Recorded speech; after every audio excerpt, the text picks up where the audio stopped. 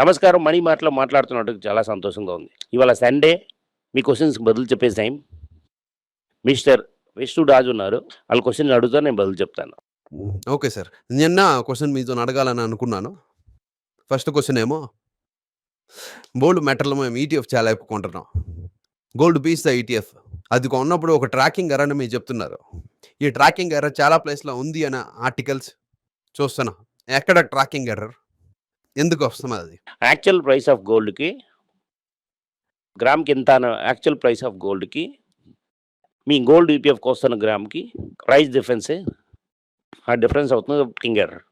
నార్మల్‌గా ఏటవుతుంది reference price ఏమో నార్మల్లీ జవేరీ బజార్ అదవుతుంది ఏషియాస్ లార్జెస్ట్ గోల్డ్ మార్కెట్. ఆ మార్కెట్‌లో క్లోజింగ్ ప్రైస్ ఈటీఎఫ్ సేమ్ ప్రైస్‌లో ఉండాలి. ఆ డిఫరెన్స్ వచ్చిందంటే దాని పేరవుతుంది ట్రాకింగ్ ఎర్రర్. బికాజ్ ఈటీఎఫ్ ఏమో ట్రాక్ చేస్తుంది జవేరీ బజార్ రేట్. దీనికి కొద్దిగా డిఫరెన్స్ ఉండదు. కొంచెం డిఫరెన్స్ ఎక్కువ ఉండొచ్చు, తక్కువ ఉండొచ్చు. పీక్ లెవెల్‌లో చూసామంటే తక్కువగుంది. అదవుతుంది ప్రాబ్లమ్. ఏదో తక్కువ ట్రాకింగ్ ఎర్రర్ ఉందని చూసుకొని కన్సిడర్ చేయాలి. ఇది ఏమో స్టాకింగ్, స్టోరేజు ఇలాగని చాలా విషయాల్లోని ట్రాకింగ్ ఎర్రర్ వస్తుంది. ఓవర్ అ పీరియడ్ ఆఫ్ టైంలో వస్తుంది. కానీ అది నార్మలా? అది ట్రాకింగ్ ఎంతని. ఓకే. 0.2, 0.3 ఉంటది నార్మల్. 0.61 ఉందంటే అబ్‌నార్మల్. ఏదైనా 0.2 అండ్ 3 ఉందంటే అది అబ్‌నార్మల్. సార్ ఆ ట్రాకింగ్ ఎర్రర్ అనేది ఒకేలాగా ఉంటుందా? మారుతుందా? అప్పుడప్పుడు మారుతుంది. ఆ డిఫరెన్స్ ఉంటుంటది. అది ట్రాక్ చేయడం అనేది మన సేఫ్టీకి మంచిది. మన సేఫ్టీకి మంచిది. Okay sir. సార్ గౌతమ్ వేలు అనే వాళ్ళు అడుగుతున్నారు. ఒక డీసెంట్ అనే ఎఫ్‌డి అమౌంట్ నా దగ్గర ఉంది. ఏం చేయాలి? ఈ డీసెంట్ అనే అమౌంట్ ఏమో ఎఫ్‌డిలో ఉందంటే ఎఫ్‌డి నిజంగా నష్టం ఇస్తుంది. అది బాండ్‌లో ఏసి అది మంత్లీ వచ్చిన ఇంట్రెస్ట్ ఏమో పటాస్ లిస్ట్‌లో ఏసారంటే మంచి ఇంట్రెస్ట్ మంచి అమౌంట్ వస్తుంది మీకు. Okay sir. నెక్స్ట్ చదువుతున్నాను సార్. తారేగూడ నుంచి ఒకడేమో అడుగుతున్నాడు సార్. నా దగ్గర ఉన్న డబ్బులు మేనేజ్ చేసి నా దగ్గర నా డబ్బు తగ్గిస్తానని అనుకుంటున్నాను. సార్ అది నా కళ నా చేతిలోనికి రావడం లేదు సార్ అది. నేను మొదట చెప్తున్నా అదంతా కాదు. మొదట మీ దగ్గర ఉన్న అప్పులంతా తీయండి. దాని తర్వాత మొదటి నుంచి స్టార్ట్ చేయండి. ఈ డబ్బులేమో సంపాదించి నేను ఏస్తాననడం చాలా కష్టం అది. వడ్డీకి డబ్బులు ఎళ్తుంటాయి. ఆ వడ్డీకెళ్ళిన డబ్బులేమో మీ వల్ల మీ తలకి ఇంట్రెస్ట్ నుంచి ఇన్వెస్ట్‌మెంట్ నుంచి డబ్బులు తీయడం అనేది కష్టం. ఇన్వెస్ట్‌మెంట్ చేస్తున్న అమౌంట్‌లో రిటర్న్ తలక వడ్డీకి ఇస్తున్న ఇంట్రెస్ట్ రేట్ చాలా ఎక్కువగానే ఉంటుంది. దీనివల్ల ఆల్వేస్ బెటర్ అవుతున్నది. ఫస్ట్ రెడ్యూస్ లోన్ చేయండి. దాని తర్వాత రీస్టార్ట్ చేయండి. సార్ ఫస్ట్ అప్పులు తీర్చేయండి. దాని తర్వాత ఏమో ఇన్వెస్ట్ చేయండి. అప్పుడే మీరు ఇన్వెస్ట్‌మెంట్ గురించి ఆలోచించాలి. అరుణ్ చెప్తున్నా మదురై నుంచి. వాళ్ళ నా కొడుకు తలకు ఏజ్ వస్తుంది 11 ఇయర్స్. వాళ్ళ ఇన్వెస్ట్‌మెంట్ ఎడ్యుకేషన్ ఇప్పుడే స్టార్ట్ చేయాలా? అలాగంటే ఎలా చేయాలి? ఇన్వెస్ట్‌మెంట్ ఇప్పుడే చేయాలి. అని మా ఖర్చు బుక్ చూసానైతే చాలా బేసిక్‌లీ శాశ్వత తలక సిస్టర్ డిస్కస్ చేసింది ఉంటుంది. ఒక బ్యాంక్ అకౌంట్ తీయండి. ఒక బ్యాంక్ తీసుకెళ్ళండి. చెక్ బుక్ అంటే చూపించండి. విత్‌డ్రావల్ అంటే ఏంటి చూపించండి. ఎఫ్‌డి అంటే ఏంటి? డబ్బులంటే ఏంటి? మీరు మీ వైఫ్ కూర్చొని బడ్జెట్ ఎయాలి. ఆ బడ్జెట్‌లో వాళ్ళు కూర్చోబెట్టాలి. ఆ బడ్జెట్‌లో పార్టిసిపేట్ చేయాలి. హుండీలు తీయండి. ఇంక్లూడ్ చేయని చెప్పండి. సరే ఆ హుండీ 1 ఇయర్‌లో వన్స్ ఇంపేసి ఎక్కడ ఇన్వెస్ట్ చేయాలని అడగండి. స్టెప్ బై స్టెప్ చేశారంటే చాలా వరకు లర్న్ చేస్తుంది. Okay sir. నెక్స్ట్ అవుతుంది ఎల్ఎన్‌టి. వాళ్ళు ఎక్కడేస్తున్నారు. వాళ్ళు కాలర్‌టిపోయిన చేతులు ఎక్కడే లేవు సార్. ఎందుకంటే లాసన్ అండ్ ట్రూబో అలాంటి కంపెనీ అది. అది ఎక్స్‌పెన్సివ్‌గా ఉంది. లాసన్ అండ్ ట్రూబో మెయిన్‌లీ వాల్యుయేషన్ వాళ్ళు 2, 3 ఐటీ కంపెనీలు ఇచ్చారు. అది వాళ్ళ construction business. Okay.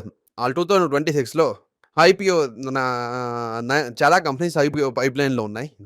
Sir market over వాల్యూగా ఉంది. మార్కెట్ డబ్బులేసి తీసుకొని వెళ్ళిపోతాం. అదే అవుతున్నది రియాలిటీ. 91-95లో 5,000 కంపెనీస్ పబ్లిష్ ఇష్యూ చేశారు. దాని తర్వాత 12,000 నుంచి కంపెనీస్ ఐపీఓ చేసింటారు. అజ్యూమ్ చేసుకోండి 15,000-15,000 నుంచి 17,000 కంపెనీస్ ఐపీఓ చేసి కేవలం 3,000 కంపెనీసే ఉన్నాయి. ఇంకా మిగతా కంపెనీస్ ఎక్కడికెళ్ళిపోయాయి? వేట ఏసి తీసుకెళ్ళిపోవారని చాలామంది ఉంటారు. సార్ మీరు చెప్తున్నట్టు కంటే ఐపీఓ సందేహం కొంత చూసినట్టుగానే ఉంది సార్. బాస్ 15,000 కంపెనీస్ మీద ఐపీఓ వేశారు. ఒక 500 కంపెనీ ముందే ఉంటది. టాటా స్టీల్ లాంటి కంపెనీ ముందే ఉంటది. సరే ఈ 15,000 కంపెనీలు 2,000 కంపెనీసే ఉన్నాయి. 13,000 కంపెనీస్ లేకుండా వెళ్ళిపోయాయి. అక్కడ వేట ఏసారా ఏయలేదా? ఏసారని అర్థం కదా! అదే మళ్ళీ వస్తుంది. జరిగింది మళ్ళీ చెప్తున్నాడు. అది మళ్ళీ జరుగుతుంది. History repeats. సార్ 2029లోని గోల్డ్ S&P అరౌండ్ $10,000 ఉంటుంది. ఒక ఎక్స్‌పర్ట్ చెప్తున్నారు. దాంట్లో మీ ఒపీనియన్ ఏంటి సార్? సార్ $10,000 మీ ఇప్పుడు $4,800 ఇది పాసిబుల్ గాని. ఇది పాసిబుల్. కానీ అమెరికా తాలూకా గవర్నమెంట్ ఎలాగెళ్తుందన్నది ఉన్నది. అమెరికన్ ఎలక్షన్ వచ్చేస్తుంది. నెక్స్ట్ ప్రెసిడెంట్ 28లో వచ్చేస్తారు. అప్పటి వరకు ఎక్కడికెళ్తుందని చూడాలి. ట్రంప్ ఏంటి తెలివి తక్కువ పని చేస్తారని చూద్దాం. డాలర్ ఏ టైంలోని వీక్‌నెస్ అయిందంటే డెఫినెట్‌లీ వాళ్ళ లెవెల్‌కెళ్ళిపోతారు. సార్ ఇంకో సందేహం sir. Rupee value amount completely depreciate అయితే ఉంది. 90 దాటి వెళ్తూనే ఉంది. 91కి దాటినందుకు వచ్చింది. 91 కొట్టేసింది. ఓకే. సార్ ఆర్‌బీఐ ఏమో $12 బిలియన్ ఏమో అమ్మారు. అక్టోబర్‌లో అమ్మారు. అది అమ్మారని తెలీదు ఇంతవరకు.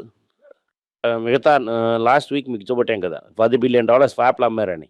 ఇలాగే జరుగుతున్నాయి. ఇలాగే ఇవ్వడం దానికి నేనేం చేస్తాను? దేనికి మీరు అడగాలి. ఇఫ్ ఎట్ ఆల్ చేంజ్ జరగడానికి ఛాన్సెస్ ఉంది. ఆ క్రైసిస్ వస్తుంది. ఏం చేస్తాం? సార్ అది మార్కెట్‌లో హిట్ అవుతుంది కదా! ఆల్రెడీ మార్కెట్‌లో హిట్ అవుతున్నాయి కదా! వీళ్ళకి మా small cap, mid cap stocks అని ఎక్కడున్నాయి? స్మాల్ క్యాప్, మిడ్ క్యాప్ అని చెప్పి కొట్టి చేయకండి సార్. దానివల్ల మీ చూపెట్టడం అవుతుంది కదా! ఫ్రంటేజ్ ఏంటి? 40% పడింది. సార్ మరి టిఫిన్ కాఫీ రేంజ్ నుంచి వెళ్ళి లంచ్ లెవెల్‌లో దిగొచ్చని అవకాశం సార్. అది వచ్చిందని చెప్తాను. ఇంకా రాలేదు. ఇప్పటికి మార్కెట్ ఇప్పటికి పడింది లేదు. నిఫ్టీ 60% పడింది. మార్కెట్‌లో ఎంతమంది ఉంటారని చూడాలి. నెక్స్ట్ 60% నిఫ్టీయే పడతాయి. అలాగే చాలా టైం పడింది. Okay sir. సార్ ఇప్పుడు 26 ఉంది. అది 14,000, 12,000 వెళ్తే ఎంతమంది ఉంటారని చూడాలి. పోనీ వెళ్ళలేదా? వెళ్ళింది. అన్ని మార్కెట్‌లో వెళ్ళింది. సార్ ఇంకోటేమో నేను ఒక వీడియో చూశాను సార్. సార్ గోల్డ్ కొనండి. ఓకే. సిల్వర్ కొనండి. సార్ నెక్స్ట్ అవుతుంది కాపర్‌లో ఇన్వెస్ట్ చేయండి. అలాగన్న వీడియో కూడా నేను చూశాను. మన కమెంట్‌లో కూడా చాలా మంది అడుగుతున్నారు కాపర్‌లో ఇన్వెస్ట్ చేయని. Sir only metal and retail investor finance అవుతుంది. గోల్డ్. కాపర్ అంతా మీరు స్టోర్ చేయకుని అవ్వదు. కాపర్ అవుతుంది హైలీ వాలటైల్ అది. అదంతా అవాయిడ్ చేయండి. సార్ అది మంచి ఇన్వెస్ట్‌మెంట్ అని చెప్తున్నారు. అది ఇన్వెస్ట్‌మెంటే కాదు. అదంతా స్పెక్యులేటివ్ బబుల్. అదొక కమోడిటీలో ట్రేడ్ చేయడానికే. Okay sir. అది కమోడిటీగా ట్రేడ్ చేయాలని ఉంచారంటే సార్ మార్కెట్‌లో ఒక స్టాక్ పాసిబుల్ టు ఇన్వెస్ట్ చేశారు. ఇండియాలో స్టాక్ గ్లోబల్ స్టాక్‌లో అనలైజ్ చేయాలి. అది కమోడిటీ చేయాలంటే ఎక్కడ మైన్ అవుతున్నది?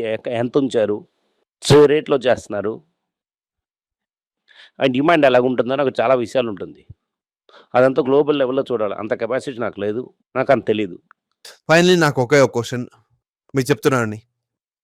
స్టాక్ కొంటున్నానంటే డీమాట్ అకౌంట్‌లో ఉంచేది ఒక రూ. 20 ఒక 20, 30 సంవత్సరాలు మర్చిపోవాలి.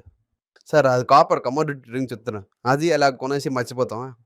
ఎందుకు అది అవ్వదు. ఎందుకంటే మీరు అది ట్రేడ్ చేస్తూనే ఉండాలి. Okay sir. ఆ క్వెషన్ మీదేమో డెఫినెట్‌లీ మీ దగ్గర అవ్వదు. ఈ వీడియో మీకు నచ్చిందంటే లైక్ చేయండి, షేర్ చేయండి, నోటిఫికేషన్ బటన్ కొట్టండి, బంధుమిత్రులకి ఇవ్వండి. వాళ్ళని కూడా చూడమని చెప్పండి. Thank you. నమస్కారం.